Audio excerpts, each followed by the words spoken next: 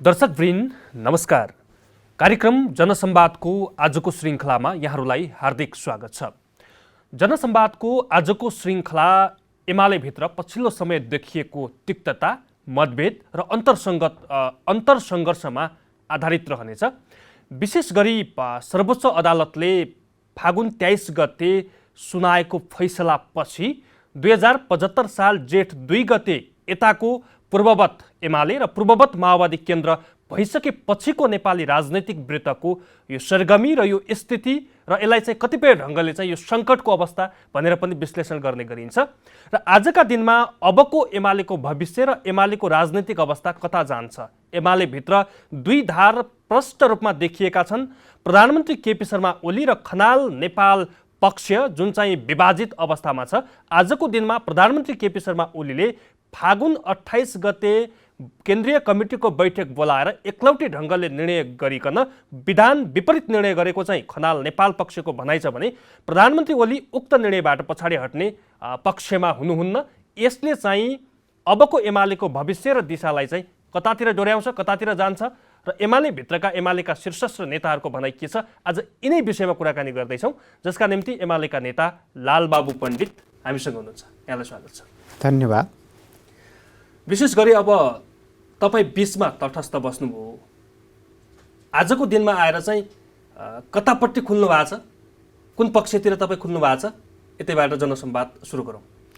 मैले तटस्थ कहिले पनि बसिनँ र नेकपामा चिरा परेको बेला म चिरालाई चाहिँ टाल्ने काममा चाहिँ लागिराखेँ। सर्वोच्च अदालतले पार्टी विभाजन गरिदिइसकेपछि म नेकपा एमाले र नेकपा एमालेको विचार, जनताको बहुदलीय जनवाद र त्यसको सङ्गठनमा म विगत पनि र वर्तमानमा पनि। तपाईँले चाहिँ यो बिचमा अवसर कुर्दै बस्नुभयो लालबाबु पण्डित भनेर पनि कतिपय रूपमा आक्षेपहरू पनि आए, त्यसरी पनि टिप्पणी गरिए। आक्षेप लगाउने कुरा चाहिँ अब हरेकको मनको कुरा त मैले बोल्ने कुरा भएन। तर के हो भने विचारमा प्रष्टता हो। किन मैले भन्न खोजेको हुँ भने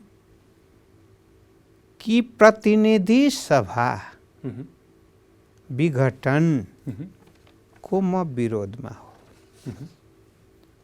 त्यो संवैधानिक छैन, थिएन भन्ने चाहिँ हो। तर म सडकमा गइनँ। सडकमा किन गइनँ भन्ने हो भने सडकको सङ्घर्ष त भयो, दुवै पक्षबाट भयो। तर दुवै पक्षबाट राजनीतिक भन्दा गैर राजनीतिक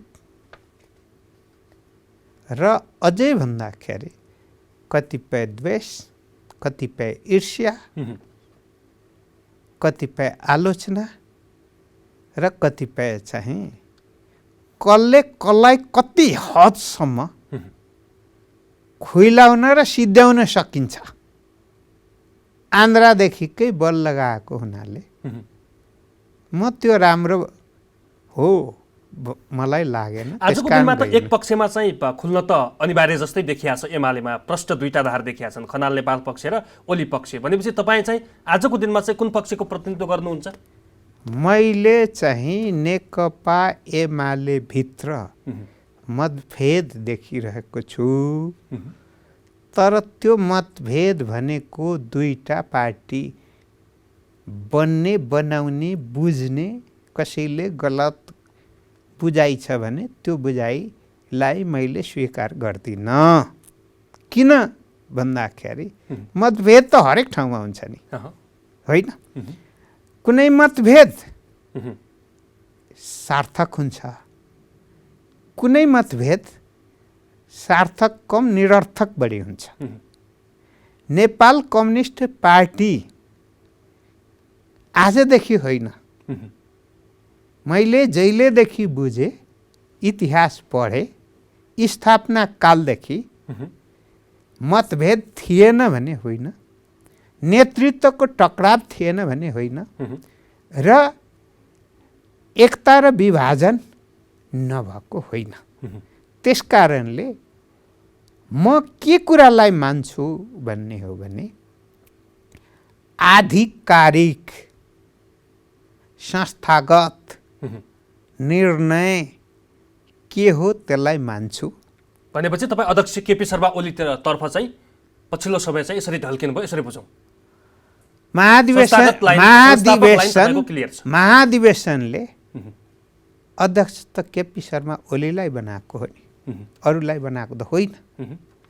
त्यसकारण अर्को महाधिवेशनमा कसै अरूलाई बनायो भने म पार्टीको निर्णयलाई मान्ने हुँ र पार्टीको सिद्धान्तलाई मान्ने हो, पार्टीको विचारलाई मान्ने हो र सिद्धान्त विचार र निर्णयमा परिपक्वता खोज्ने हो, न कि अब व्यक्ति व्यक्तिमा त कहिले कुन किसिमको उतार आउँछ, कहिले कुन किसिमको चढाव आउँछ। उतार चढाव त आइरहन्छ।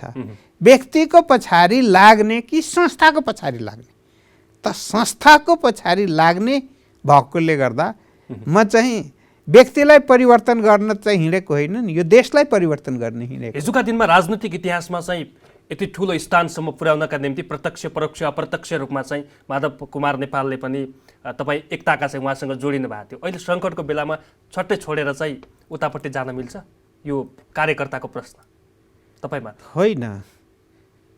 म कुनै एकजना नेता वा माधव कुमार नेपाल अथवा त्योभन्दा पहिला झलनाथ खनाल वा त्योभन्दा पहिला सिपी मैनाली वा मदन भण्डारी कसैको म पेवा भने नेपालपट्टि अलिकति आकर्षित हुनुहुन्थ्यो, त्यो गुटको चाहिँ प्रतिनिधित्व गर्नुहुन्थ्यो यहाँले पनि। सबभन्दा बढी नजिक भएर त म मदन भण्डारी, कमरेड मदन भण्डारीसँग नजिक भएर बसेँ। त्यतिखेर भन्नुहुन्छ भने दोस्रो नजिकको चाहिँ भन्नुहुन्छ भने माधव कुमार नेपालसँग नजिक भएर। तर मैले झलनाथ खनाल अध्यक्षज्यू हुँदाखेरि मैले अध्यक्ष मान्दिनँ र उहाँको नजिकमा जान्न भन्ने भएको हो र?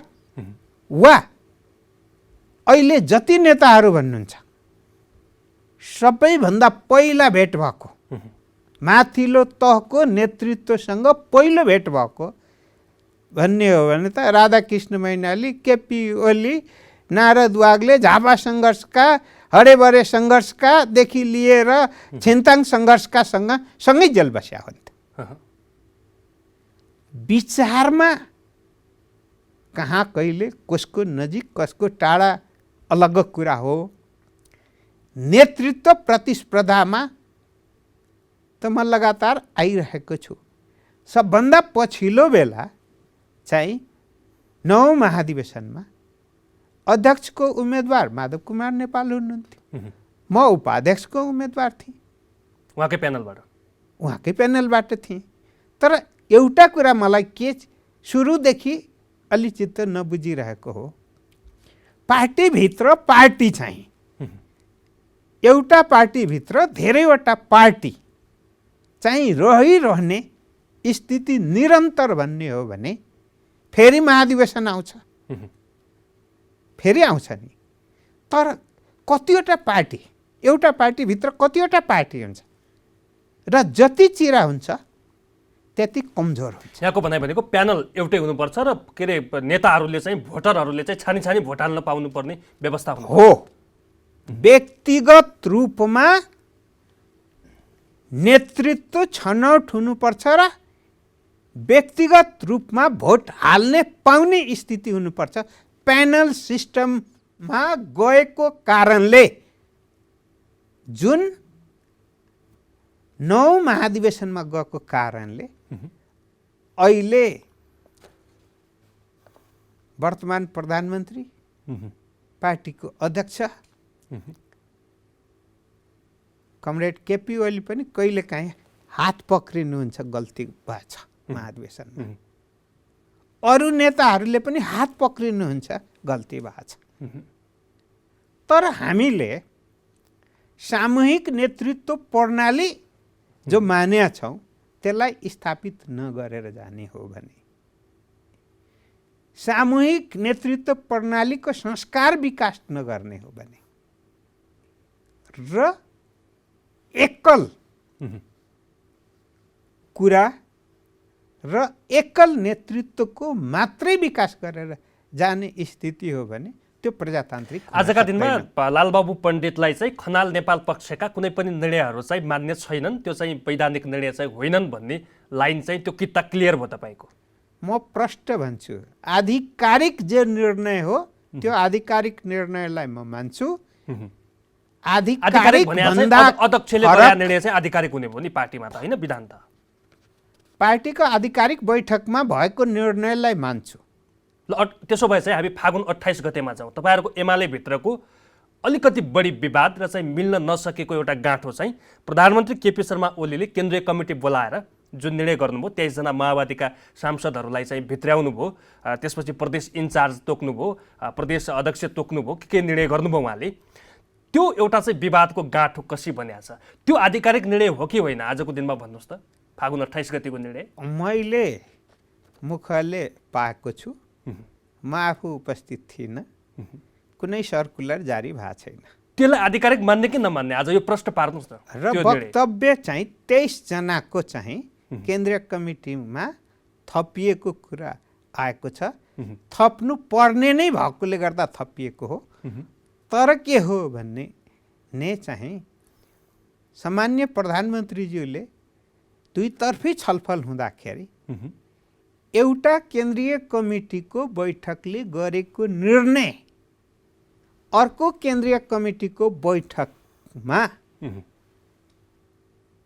यदि निर्णयमा कमजोरी रहेछ भने पुनरावलोकन हुँदैन भन्ने त भनेको छैन। त्यो आधिकारिक निर्णय हो कि होइन, त्यो वैधानिक बैठक हो कि होइन, हाम्रो चाहिँ सवाल चाहिँ यहाँनिर रह्यो। तपाईँले त्यो केन्द्रीय कमिटीको बैठकलाई आधिकारिक बैठक मान्नु भएको छ कि छैन? तपाईँको मनले, मनसायले के भन्छ, भित्री मनले? अब कतिले थाहा पाउनु भएन।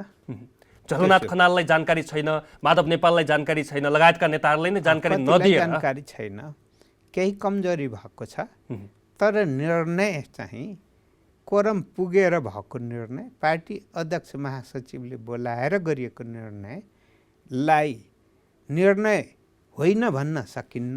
तर त्यो निर्णयमा त्रुटि छ भने अर्को केन्द्रीय कमिटीले सच्याउनुपर्छ र त्यसैलाई सडकमै बसेर अथवा केन्द्रीय कमिटीमा नगइकन त्यो निर्णय सचिनुपर्छ भन्ने हो भने निर्णय सचिनको निम्ति त सहभागिता हुनु पर्यो त्यो केन्द्रीय कमिटीमा र त्यहाँनिर चाहिँ त आउनु पर्यो नि, प्रस्ताव त आउनु पर्यो नि। अनि त्यो प्रस्तावमाथि छलफल गरेर सचिनु पर्ने भए सचिने निर्णय, सचिनु नपर्ने भए जायज छ भने त्यो निर्णयलाई त स्वीकार गरेर जाने। त्यसको मतलब प्रधानमन्त्री ओली चाहिँ फागुन 28 को निर्णयबाट ब्याक हट्न नचाहने, यतातिर खनाल नेपाल पक्षले चाहिँ त्यसैलाई चाहिँ इगो बनाएर चाहिँ के अरे अन्तरसङ्घर्ष जारी रहिरहने गर्दाखेरि त एमालेको भविष्य चाहिँ कतातिर जान्छ? यो चाहिँ यो ग्राफ चाहिँ त झन्झन बढ्दै गइरहेछ नि भने यसको समाधानको बिन्दु के हो पण्डितजी? मन चाहिँ 100मा 100% चित्त बुझेको सबैलाई नहुन सक्छ। कति 100मा 100% चित्त बुझ्छ, कति चाहिँ बुझाएर जानुपर्ने हुन्छ, बुझाएर जानुपर्ने हुन्छ। त्यस कारणले मैले त के भन्ने पनि गरेको छु भने सबै कुरा आफूले चाहे अनुसारै हुन्छ भन्ने होइन। सहमति र विधि र प्रक्रियाबाट चाहिँ निर्णय हुन्छ भने सहमतिबाट भयो सबभन्दा राम्रो।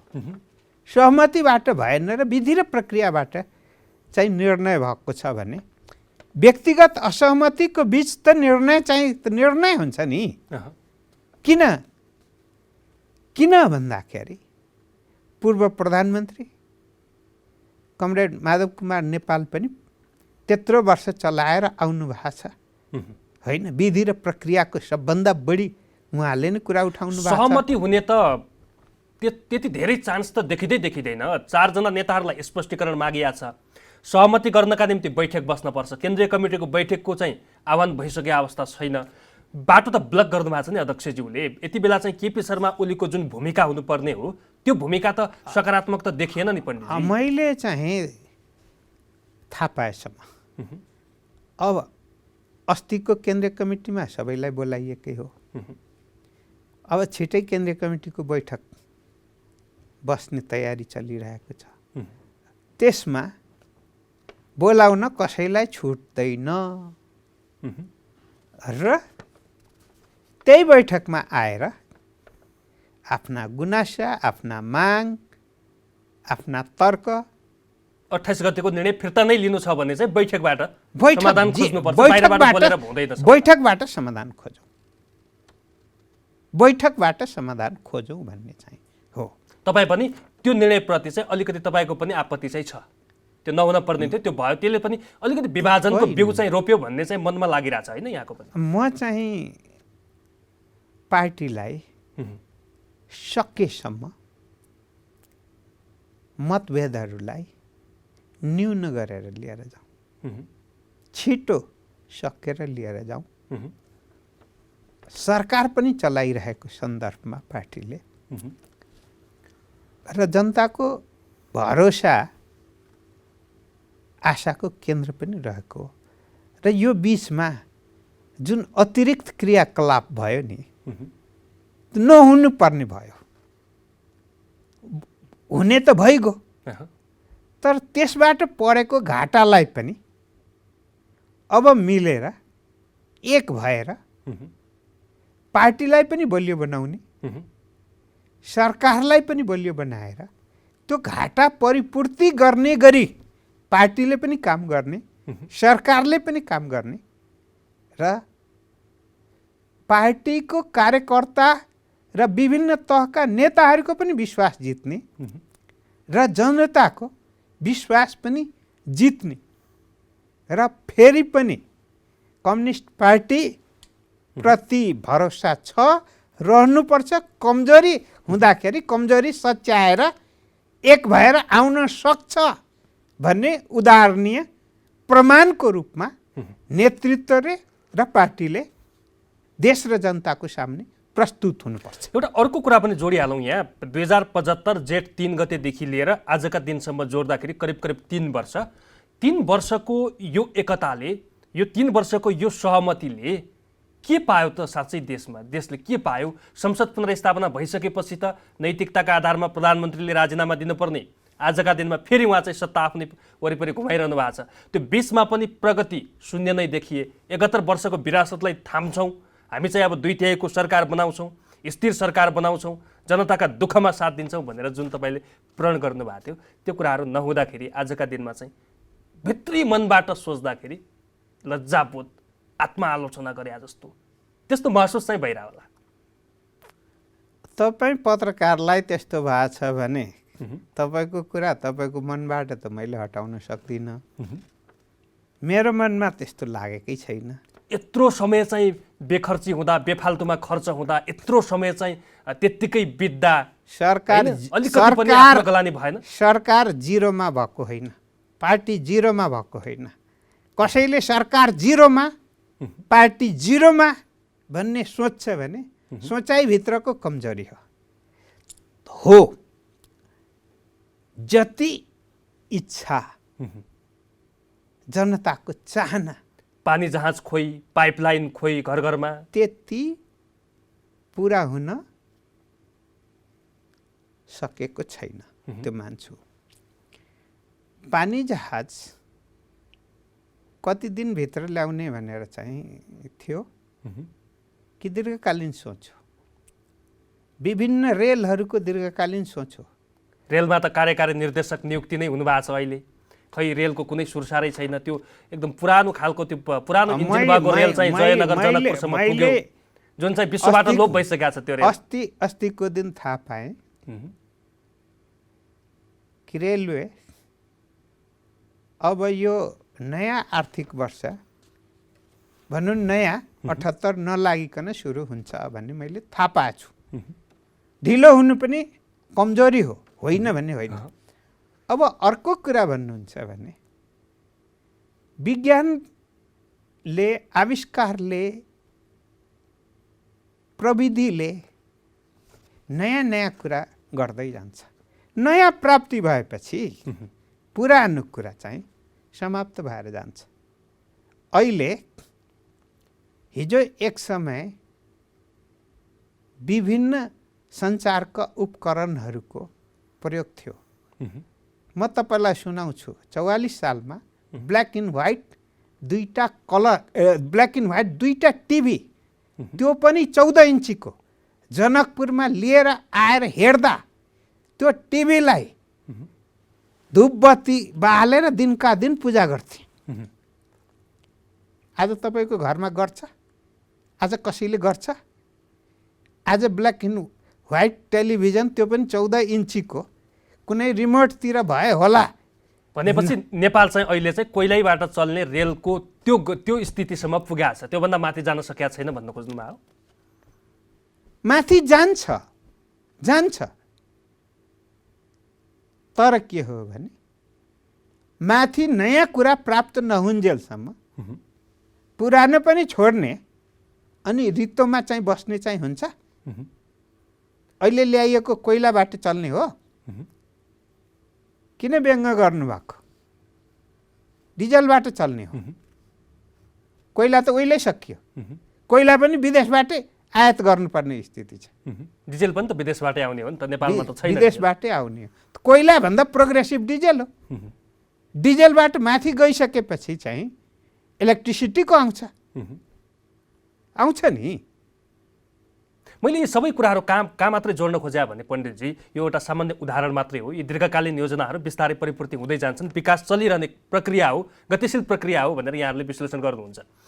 अर्को कुरा नि, यति 2/3 बहुमत पाइया थियो, जनताको जनमत पाइया थियो, सरकार 2/3 नजिकको सरकार बन्या थियो, किन चाहिँ यो लडाइँ, किन चाहिँ यो झगडा, किन चाहिँ यो मनमुटाव, यो किन चाहिँ अझै पनि यो नमिल्ने, यो कसरी मिल्छ? यो नेपाली राजनीतिमा चाहिँ कुन फ्याक्टरले खेल्छ र यसरी चाहिँ वर्ष दिन नपुग्दै 2 वर्ष 3 वर्षमै सत्ता च्युत गर्नुपर्ने स्थिति, अस्थिर स्थिति कसरी पैदा हुन्छ भन्न खोजेँ। म एउटा कुरा चाहिँ भन्छु, स्वस्थ शरीरभित्र रोग लाग्छ कि लाग्दैन? रोग लाग्ने भएकोले गर्दा औषधि चाहिने हुन्छ। सधैँ रोग त लाग्दैन नि पण्डितजी, एकपटक लाग्छ औषधि गरे फेरि ठिक हुन्छ, अर्को पटक लाग्छ औषधि गरे त ठिक हुन्छ। लाग्न त लाग्छ नि, लाग्छ। कुन समयमा लाग्छ, कुन समयमा लाग्दैन भन्ने त होइन नि। यहाँ त रोग लागै भयो क्या राजनीतिमा। अब नेपालको राजनीतिमा भन्नुहुन्छ भने नेपालको राजनीतिको केही कमजोरी हटाउन नसकिएकै हो। मैले एउटा पार्टीको भनिनँ, एउटा त सामूहिक प्रणालीमा चल्ने अभ्यास परिपक्व नेतृत्वले बनाइ नसकेको स्थिति हो। मैले समग्र नेतृत्वको भनेको, यो पार्टी ऊ पार्टीको होइन। त्यसले गर्दाखेरि के हुन्छ,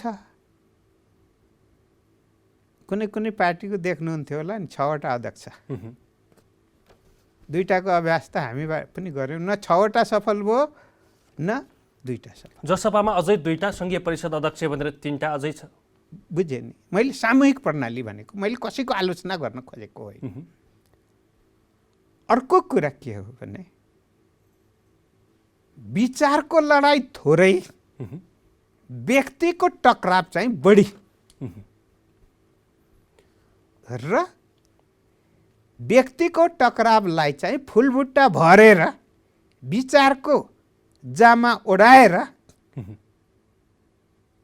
अनि फुट्ने अनि स्वार्थ मिल्दा जुट्ने यो प्रवृत्ति छ। यो प्रवृत्ति अब चाहेर पनि नचाहेर पनि भोग्नु परेको एउटा स्थिति हो। अर्कोतर्फ के हो भने म त सधैँ त हुन्छु,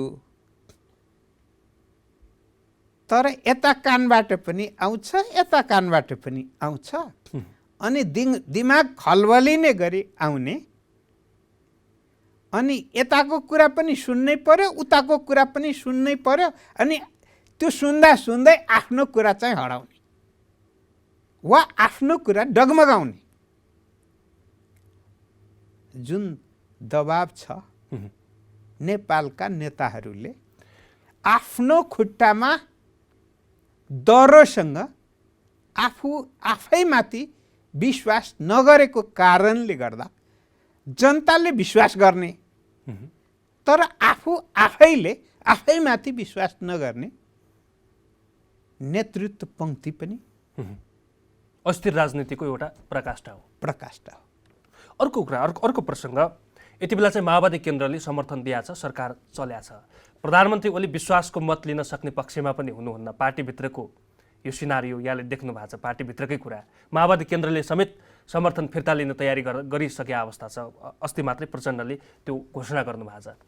भनेपछि न विश्वासको मत लिन सक्ने न चाहिँ समर्थन जुटाउन सक्ने, अब चाहिँ समर्थन जुटाउनका निम्ति जसपालाई फोड्ने प्रपञ्च रचिएको छ। त्यसमा चाहिँ महन्त ठाकुरलाई कुन ललिपप देखाएर प्रधानमन्त्रीले फेरि सत्तालाई चाहिँ लम्ब्याउँदै हुनुहुन्छ। यो स्थितिमा नैतिकता भन्ने शब्द हुन्छ कि हुँदैन कम्युनिस्टका इतिहासमा, त्यो शब्दकोशमा नैतिकता रहन्छ कि रहँदैन भनेर विपक्षीहरूले आलोचना गर्न थाले क्या पण्डितजी? अब कमरेड प्रचण्डकै कुरा ल्याउनु भयो। कमरेड प्रचण्डले त सुरुमै शेरबहादुर देउपाजीलाई 5 वर्षै प्रधानमन्त्री बनाउनको निम्ति लाग्नु भएकै हो। पछिल्लो अवधि पार्टी एउटै रहने, कम्युनिस्ट पार्टी, त्यसको अध्यक्ष पनि हुने, आफ्नो पार्टी सरकारमा हुने, आफ्नो पार्टीलाई सरकारबाट हटाउने, अनि फेरि देउपाजी तपाईँ चाहिँ प्रधानमन्त्री भइदिनुहोस् भनेर ढोग भेट गर्ने। अनि यो जायज हो? जायज हो? कुन नैतिकताले दिन मिल्छ? कुन नैतिकताले बोल्न मिल्छ? कुन नैतिकताले गर्न मिल्छ? रिस उठ्यो रे। म सम्झिन्छु एकजना पुराना हाम्रा मोहनचन्द्र अधिकारी, हामीले नेल्सन मण्डेला भन्थ्यौँ, कोशी इन्चार्ज हुनुहुन्थ्यो। म त्यहीँ थिएँ। एक दिन रिस उठेपछि आजदेखि यो पार्टी कार्यालय बन्द, पार्टी विघटन भएको सूचना जारी गर्दछु भनेर उहाँले 47 सालमा लेटर प्याडमा इन्चार्जको हैसियतले अनि टाँसेर पार्टीमा तालचा लाएर अनि म क्रान्तिकारी, म जस्तो को भनेर हिँड्नुभयो। मदन भण्डारी, जननेता मदन भण्डारी, उहाँ त्यतिखेर महासचिवै हुनुहुन्थ्यो। मैले नै हो फोन गरेर यस्तो भएछ भनेपछि, ल चिन्ता नलिनुहोस्, आज केही नगर्नुहोस्, अनि भोलिखेर चाहिँ तपाईँसँग चाहिँ एकदम जरुरी काम पर्यो, मेरो सल्लाह गर्नको निम्ति चाहिँ भनेर काठमाडौँ बोलाउनु भयो मोहनचन्द्र अधिकारीलाई। अनि उहाँ काठमाडौँ आइसकेपछि ताला फोरेर चाहिँ पार्टी अफिस चलाउन भन्नुभयो। अनि त्यसको 1 महिनापछि उहाँलाई अर्कै जिम्मेवारी दियो। रिस उठ्दैमा, व्यक्तिलाई रिस उठ्दैमा पार्टी नै विघटन हुने, रिस उठ्दैमा पार्टी कार्यालय नै बन्द हुने, रिस उठ्दैमा अनि अरूलाई प्रधानमन्त्रीको पदै ढोग भेट गरेर चढाउन जाने नेताको असल नेतृत्वको यो गुण हो? जनताप्रतिको जिम्मेवारी हो? आफूले विश्वासको मत नपाइसक्ने स्थिति आएपछि र संसद पुनर्स्थापना भइसकेपछि त प्रधानमन्त्रीले पनि त अलिकति उदार छाती बनाएर नैतिकता देखाउनु पर्ने होइन? प्रधानमन्त्रीज्यूले देखाउनु पर्ने कुरा देखाउनुहुन्छ। मैले सुरुदेखि भनिरहेको छु, सरकारमा गएको दिनदेखि अहिलेसम्म भनिरहेको छु, यो सरकार 5 वर्ष चल्नुपर्छ। भनेपछि प्रधानमन्त्री ओलीले गरेका सबै ठिक, प्रचण्डले गरेका बेठिक, माधव कुमार नेपालले गरेका बेठिक? मैले सबै ठिक र सबै बेठिक भनिनँ नि। जुन प्रश्न तपाईँले तेर्स्याउनु भयो त्यसको उत्तर मैले दिएँ, त्यसको उत्तर दिएँ। जनताले कम्युनिस्ट पार्टीको नेतृत्वमा सरकार चल्नुपर्छ, यो प्रतिनिधि सभाको कार्यकालभरि भने काङ्ग्रेसलाई दिएको होइन। तन्त्रिँदै भए पनि जसरी भए पनि 2 खुट्टा लाएर हुन्छ, 4 खुट्टा लाएर हुन्छ, 5 वर्ष चल्नुपर्छ सरकार। यो प्रतिनिधि सभाको कार्यकालभरि चल्नुपर्छ। प्रतिनिधि सभामा बिजनेस छैन, यहाँले कुरा उठाइहाल्नुभयो। प्रतिनिधि सभा अब डिजर्भ गर्ने फेरि तयारी थालिँदैछ अरे। सभामुखसँग प्रधानमन्त्रीले परामर्श गर्नुभएको छ, राष्ट्रपतिसँग परामर्श गर्नुभएको छ। अब प्रतिनिधि सभा स्थगित हुँदैछ, जनताका आवाजहरू मुखरित हुने संस्था स्थगित हुँदैछ, राष्ट्रिय सभा त झन् स्थगित नै छ। भनेपछि सरकारले कहाँ छलफल हुन्छ, कहाँ बहस हुन्छ, सरकारले के गर्छ, जनताले किन सरकार निर्माण गरे भन्ने अर्को प्रश्न तिर्सिएला नि यहाँहरूमाथि। म चाहिँ नेपालको पत्रकार मित्रहरूसँग पनि बुझेर बुझ पचाउनुहुन्छ कि बुझ्दै बुझ्नुहुन्न कि पढ्दै पढ्नुहुन्न कि नेपालको संविधानै हेर्नुहुन्न कि प्रणाली नै हेर्नुहुन्न कि भन्ने मलाई अनौठो लाग्छ कहिलेकाहीँ। तपाईँले संसद पुनर्स्थापना भइसकेपछि म तपाईँलाई अहिले भन्छु, संसदमा 60वटा भन्दा बढी विधेयक छ। खै त नि त्यो एउटा पनि दर्ज भएको प्रतिनिधि सभामा कसले दर्ज गर्ने, कसले अगाडि बढाउने? त्यो त सरकारले बढाउनु पर्यो नि, ल्याउनु पर्यो नि। सरकारले त संसदमा ल्याएकै छ नि त, ल्याएकै छ नि, संसदको प्रक्रियामा जानु पर्यो, टेबल हुनु पर्यो ती विधेयकहरू। अनि विभिन्न समितिमा छन्, समितिबाट पनि पास भएर आएको छ। बैठकमा आउने कुरा, बैठकमा कसले ल्याउने? समितिको सभापतिहरूले ल्याउने हो। कसले राख्ने हो? सभामुखले चाहिँ आजको विषयवस्तु यो राख्ने हो। सरकारतिर तेर्स्याएर अनि यति पनि नबुझ्ने। प्रतिनिधि सभालाई अन्यायको बन्दी बनाउन मिल्छ आफू प्रधानमन्त्री भइराख्नका निम्ति, आफू सत्तामा टिकिराख्नका निम्ति? मिल्दैन। अर्को मान्छे म मिल्दैन भन्छु, तर अर्को कुरा बुझ्नु पर्यो। मैले सुरुदेखि भनिरहेको छु, यो प्रतिनिधि सभा कार्यकालभरि अविश्वासको प्रस्ताव आउँदैन, अविश्वासको प्रस्ताव आउँदैन। अविश्वासको प्रस्ताव नआइकन अनि सरकारलाई समर्थन छ या छैन भने टुङ्गो हुँदैन। सरकार बहुमतमा छ। एकपटक अविश्वासको प्रस्ताव दर्ता भइसकेका कारणले 1 वर्षसम्म आउँदैन अर्को अविश्वासको प्रस्ताव। आउँदैन, मैले भनिरहेको छु, आउँदैन। कानुनी रूपमा आउँदैन, वैधानिक रूपमा आउँदैन, सडकमा आएर भएन। मन चाहिँ अविश्वास प्रस्ताव चाहिँ फेल गरे, पास गरेर अनि जतिसुकै टाउको चाहिँ दिवालमा ठोके पनि